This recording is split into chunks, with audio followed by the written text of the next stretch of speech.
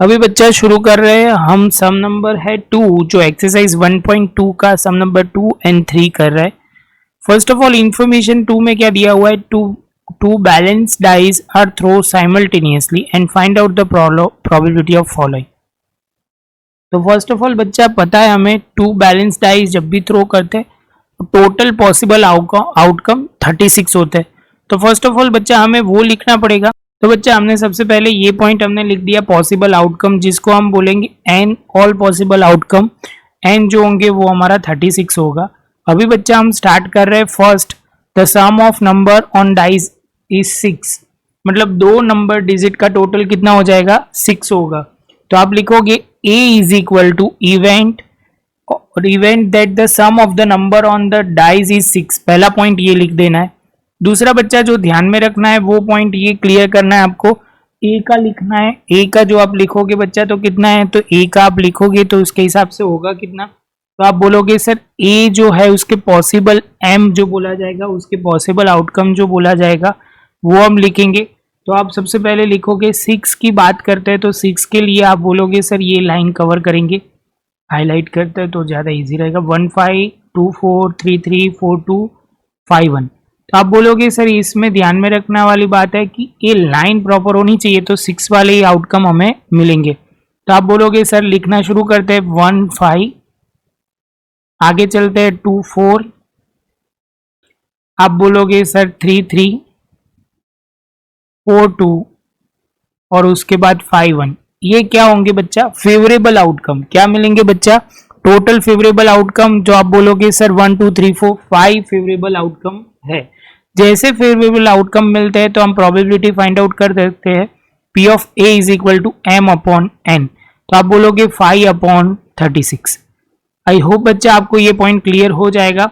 Second point की बात करते हैं तो सेकेंड पॉइंट में बोला हुआ है the sum of the number on dice is not more than 10, मतलब सबसे पहले आप बोलोगे कि सर जो नंबर होगा उसका 10 से ज्यादा नहीं होना चाहिए, 10 से ज्यादा नहीं होना चाहिए। तो आप बोलोगे सर 10 की बात करते हैं तो आप बोलोगे सर 10 जो है वो कुछ इस तरह आएगा, यहाँ पे 6 4 5 5 और 4 6, उससे कम वाले की सब बात हो रही है।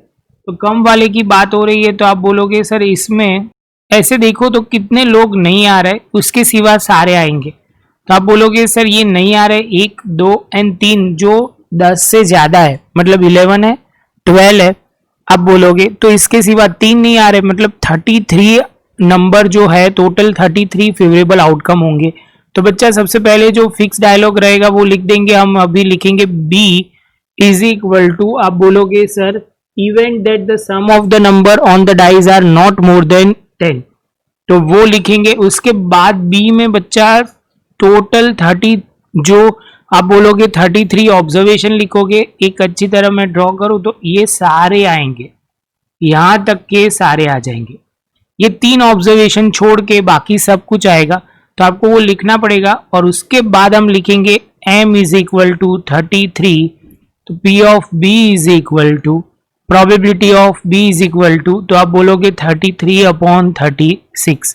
इसके साथ बच्चा जो हमारा पॉइंट है वो सेकंड वाला हो जाएगा और उसके साथ हमारा थर्ड पॉइंट पे आगे बढ़ेंगे।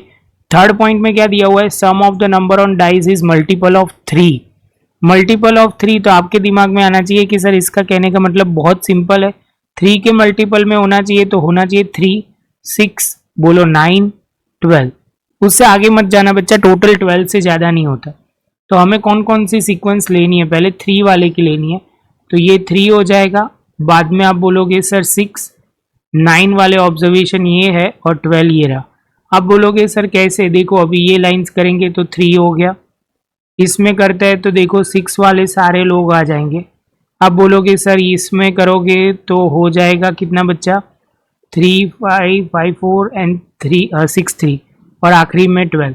तो आप बोलोगे सर करना शुरू करते हैं ऑल, पहले तो सबसे पहले C लिखेंगे, C इज इक्वल टू बच्चा क्या बनेगा, तो आप बोलोगे sir C is equal to event that the sum of the number on the dice is multiple of 3, और वो लिखोगे बच्चा आप। जैसे ये लिखोगे उसके बाद आप पॉसिबल आउटकम की बारी आएगी, जिसमें हम लिखेंगे सबसे पहले, तो बच्चा आप लिखोगे इसके अंदर 1 2 2 1, उसके बाद 1 5 2 4 3 3, सारे ऑब्जर्वेशन लिखने पड़ेंगे। 4 2 5 1 3 6 4 5 5 4 6 3 और 6 6। तो ये टोटल मिलाओगे तो टोटल ऑब्जर्वेशन 12 हो जाएंगे। देखो बच्चा 1 2 3 4 5 6 7 8 9 10 11 12, इसलिए कर रहा हूं क्योंकि परफेक्शन रहे। कई बार स्टूडेंट बोलते हैं कि सर ये 12 ऑब्जर्वेशन नहीं हो रहा है, तो ऐसा प्रॉब्लम नहीं होना चाहिए, ये क्लियर होना चाहिए। जैसे ये होगा तो आप बोलोगे सर इसके बाद favourable outcome m is equal to 12 हो जाएगा। जैसे 12 होगा तो probability of c is equal to m upon n, तो आप बोलोगे 12 अपॉन 36 जो हो जाएगा 1/3। और इसके साथ बच्चा हमारा थर्ड क्वेश्चन भी खत्म। फोर्थ क्वेश्चन की बात करते हैं। तो product of a number on dice is 12। अभी बच्चा ये क्या बोल रहा है कि प्रोडक्ट होना चाहिए, तो प्रोडक्ट तो हमें चेक करना ही पड़ेगा बच्चा। ये मल्टीप्लीकेशन की बात आ गई, मल्टीप्लीकेशन की बात आए तो इसमें हम नहीं कर सकते, एक एक इंडिविजुअल चेक ही करना पड़ेगा। लेकिन बच्चा देखो पहले वाले में तो किसी का नहीं होगा, दूसरे वाले में भी किसी का। 12 ये एक रहा, ये दोनों का 6 2 जा।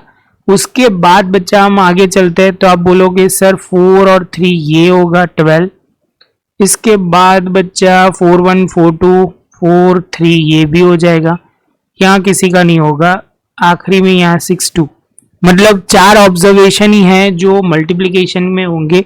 तो आप लिखोगे d इज इक्वल टू, क्या लिखोगे बच्चा, event that product of a number on dice is 12।